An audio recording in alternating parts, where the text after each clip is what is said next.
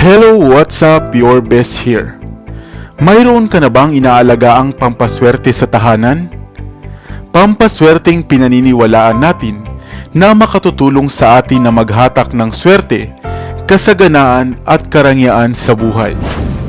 Subalit narinig mo na ba ang pampaswerteng kung tawagin ay Lucky Palay? Opo, Lucky Palay sapagkat ito ay isang bugkos ng mga butil o bunga ng palay at pininiwala ang isang epektibong panghatak ng swerte sa bawat tahanan.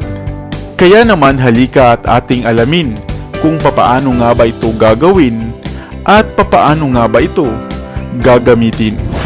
Pero bago tayo magpatuloy, kung bago ka pa lamang dito sa ating channel, ay huwag mong kalimutan na pindutin ang subscribe button at ang notification bell at mag-follow na rin sa ating Facebook page upang lagi kang updated sa aking mga bagong uploads. Palay o bigas, isang bagay o halamang simbolo nga ng kasaganaan, maayos na kalusugan at masayang pamilya. Una na ngang dahilan ay sapagkat dito nga sa atin sa Pilipinas, bigas o kanin ang siya nating pangunahing pagkain. At kung wala ngang bigas, ay tiyak na magkakagulo sa bahay, magugutom tayo at walang lakas sa araw-araw. Subalit bago natin pag-usapan ang Lucky Palay na ito, batid mo ba na maging noong unang panahon ay malaki na nga ang ginagampan ng papel ng bigas o palay sa ating mga ninuno? Ang bigas ang siyang pinaka-importanting pagkaing laman ng bawat bahay o tahanan. Maingat nila itong itinatago sa maayos na lagayan upang hindi agad mabasa o kaya ay masira. Marapat raw na malalim ang lagayan ng inyong mga bigas dahil simbolo ito ng patuloy na kasaganaan. Alam nyo bang sa ibang bansa nga, dito sa Silangang Asya, ang kasambahay raw na nahuling inuubos ang huling laman ng lagayan ng bigas ay inaalis o sinisante sa serbisyo dahil ito raw ay isang malas at masamang simbolo sa tahanan. Ang butil rin ng bigas ay siyang sinasaboy o isinasabog sa mga bagong kasal upang maging masagana at masaya ang kanilang magiging pagsasama. Kung kaya naman, talaga ngang napakahalaga ng kanin o bigas o ng palay sa ating mga tao. At dahil nga sa nauso na rin ang pagsasabit ng mga bagay-bagay tulad ng pangontra, pantaboy ng kamalasan at mga pampaswerte sa tahanan, isa nga ang bugkos ng palay o ang Lucky Palay sa mga bagay na pinaniniwalaang mahusay na maghahatak ng swerte at kasaganaan sa ating pamilya. Kumuha ka lamang ng 13 piraso ng tangkay ng palay at ito ay itali ng pulang sinulid o pulang tela. 13 sapagkat upang ang 12 buwan ng isang taon ay maging masagana at +1 upang ito ay lumabis pa sa inaasahan. Maaari mo itong isabit sa taas ng pintuan sa gawing silangan na siyang sinisikatan nga ng araw. Gaya ng mga ibang pampaswerte, ang palay na ito o ang Lucky Palay ay magsisilbing koneksyon ng inyong tahanan sa kalikasan upang mas maka-attract ng maraming kasaganaan. Ikaw, ano ang mga ginagamit mong pampaswerte sa bahay? Subalit, lagi pa rin po nating tatandaan na ang mga pampaswerteng ito ay pawang gabay lamang. Manalig sa Diyos, magsipag at magsikap sa buhay upang makamit natin ang mga hinahangad sa buhay.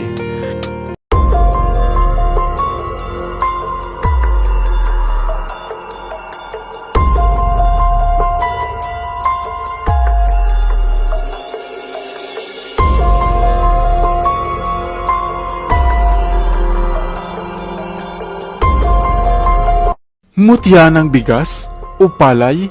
Gaano nga ba katotoo? Hello, what's up? Your best here.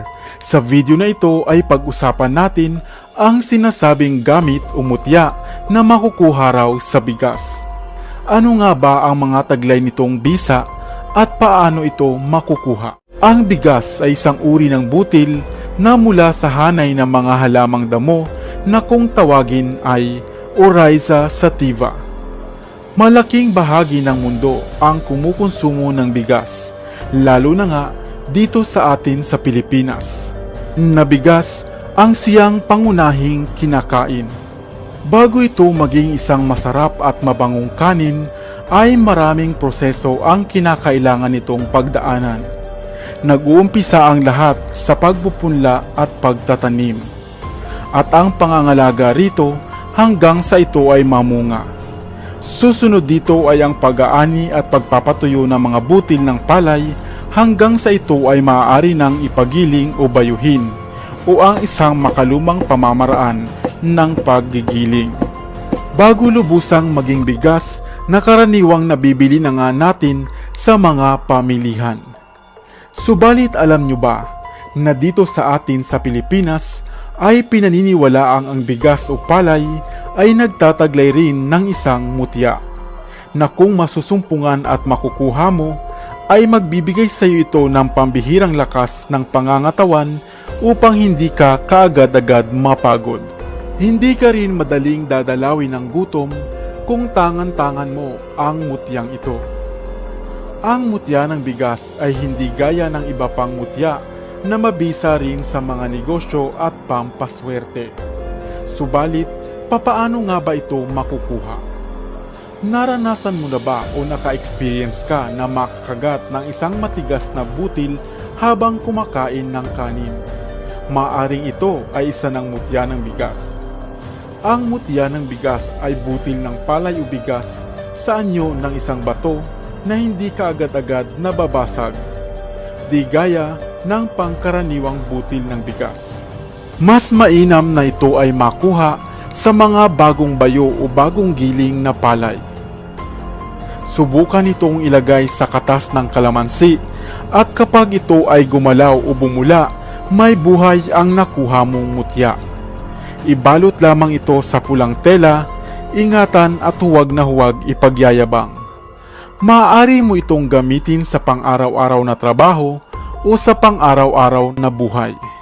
Tandaan na hindi lahat ay maaaring makasumpong ng ganitong mutya. Iyon lamang mayroong malinis na hangarin at kalooban.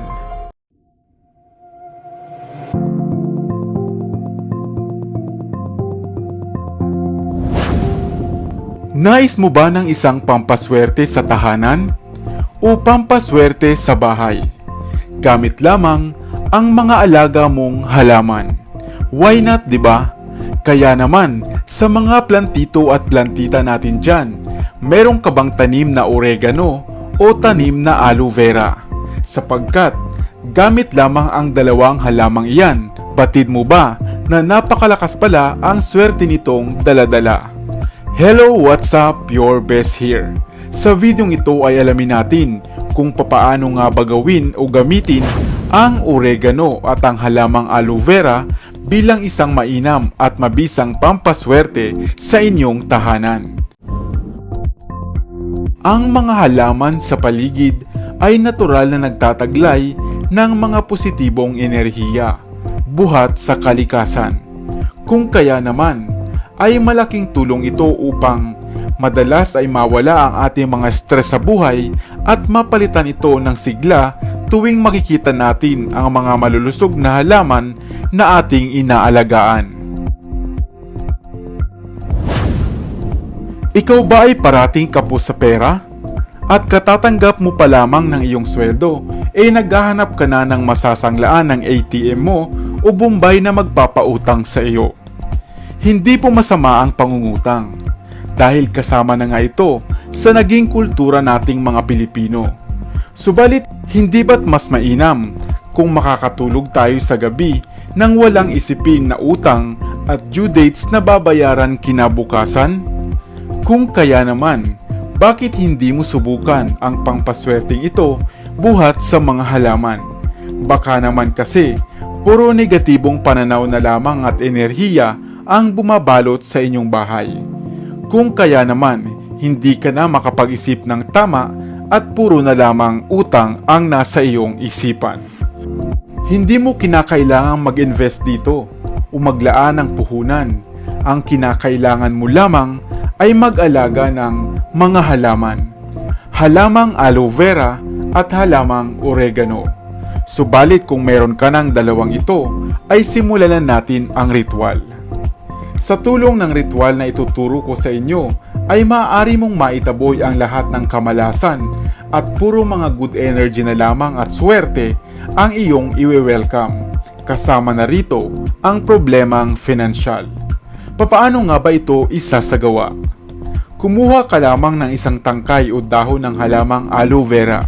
Ang aloe vera ay isang halamang mainam na panglunas sa mga paso, galos o kagat ng mga insekto. Ito rin ay mainam na pinagmumulan ng mga ingredients sa pagpapaganda at maging sa ating mga pagkain. Sa isang pulang plato o lagayan ay durugin mo ang dahon o tangkay ng aloe vera hanggang sa ito ay maging pino at makatas. Kasunod nito ay kumuha ka naman ng 3 piraso ng dahon ng oregano. Opo, 3 piraso lamang ng dahon ng oregano. Ang oregano ay isang halamang may malakas na halimuyak o scent kung sakaling punitin mo nga ang dahon nito. Kadalasang ginagamit ang oregano bilang herbal plant na panglunas naman sa ubo, sa sipon o sa pananakit ng sikmura. Ito rin ay popular na halamang gamit sa pagluluto at maaaring pagmulan ng ilang mga essential oils. Durugin din ito kasama ng aloe vera at gawing pinong-pino. Maaring usalin ang ama namin at sumasampalataya ng isang beses habang pinapalibot ang iyong dinurog na mga dahon ng aloe vera at dahon ng oregano sa mga halaman sa paso na nasa harapan ng inyong bahay. Ang mga dinurog na aloe vera at dahon ng oregano ay mga akit ng mga positibong enerhiya at papasok sa inyong tahanan. Maaari mo itong gawin sa mga araw ng Martes at Biyernes sa mga divinong oras o kaya naman ay sa ganap na 6:00 ng umaga bago sumikat ang araw. Tandaan na habang ginagawa mo ito ay marapat na taimtim at malinis lamang ang iyong hangarin upang maakit ang mga swerte at positibong enerhiya. Subalit tandaan po natin na ang lahat ng ito ay pawang gabay lamang at nasa sa inyo pa rin ang ikakaasenso ng inyong pamumuhay. Magbayad ng utang upang ito ay mabawasan at huwag nang humiram ng labis sa inyong kakayahan upang hindi mabaon ng lubusan. Sana ay may bago kang natutunan sa videong ito. Iwan ka naman ng comment sa comment section sa ibaba. I-like at i-share mo na rin para naman sa kaalaman ng iba.